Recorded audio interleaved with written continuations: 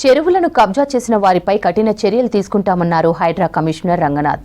మేడ్చల్ జిల్లా నిజాంపేటలోని తుర్క చెరువును ఆయన సందర్శించారు.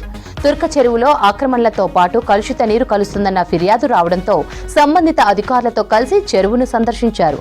ఆ తర్వాత బాచుపల్లిలోని ఎర్రకుంట చెరువులో గతంలో అక్రమ నిర్మాణాలు కూల్చివేసిన సంఘటనా స్థలాన్ని పరిశీలించారు. ఎర్రకుంట చెరువు పైలట్ ప్రాజెక్టు అభివృద్ధిపై అధికారులతో చర్చించారు రంగనాథ్. ఇక మధ్యాహ్నం రంగారెడ్డి జిల్లాలోని షేర్లింగంపల్లి నియోజకవర్గం కానామెట్లోని ఈదులకుంట చెరువును పరిశీలించారు రంగనాథ్.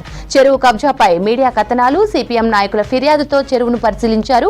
కానామెట్ విలేజ్ మ్యాప్ ను పరిశీలించి చెరువు ఓవర్ ల్యాపింగ్ గురించి ఆరా తీశారు రంగనాథ్.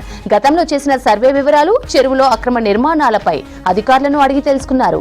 చెరువుల పునరుద్ధరణకు అన్ని చర్యలు తీసుకుంటామని, ఈదులకుంట చెరువు ఆక్రమణలను పూర్తిగా తొలగిస్తామని చెప్పారు రంగనాథ్. షేర్లింగంపల్లి మండలంలోనే అత్యధిక చెరువులు కబ్జా అయ్యాయని, ప్రతి చెరువును కాపాడేందుకు కృషి చేస్తామన్నారు హైడ్రా కమిషనర్.